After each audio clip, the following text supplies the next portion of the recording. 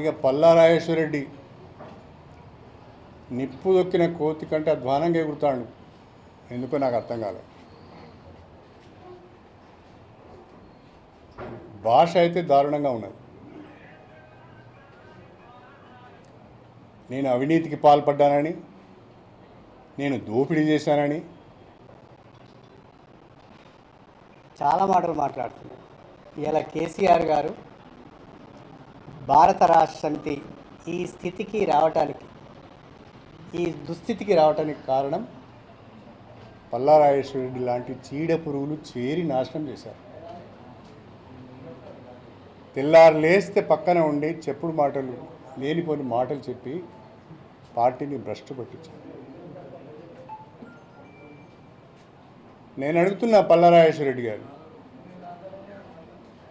నా చరిత్ర అంతా బయట పెడతా అన్నాడు, నా దోపిడీ అంతా బయట పెడతా అన్నాడు. రాజేశ్వరరెడ్డి గారు అది ఎన్నికలకు ముందు చేస్తే మీకు ఉపయోగపడుతుంది. నేను ఎక్కడ తప్పు చేశాను, ఎక్కడ దోపిడీ చేశాను, ఎక్కడ భూ కబ్జాలు చేశాను, ఎవరి దగ్గర డబ్బులు తీసుకున్నానో మీరు ఒకసారి చెప్తే అది మీకు ఉపయోగపడుతుంది. అది చెప్పలేదనుకో, నువ్వు చేసిన ఆరోపణల పైన ఆధారాలతో బయటికి రాలేదనుకో, నీ బట్టలుడు తీసి జనగామ చౌరస్తాలో నిలబెట్టుడు మాత్రం ఖాయం.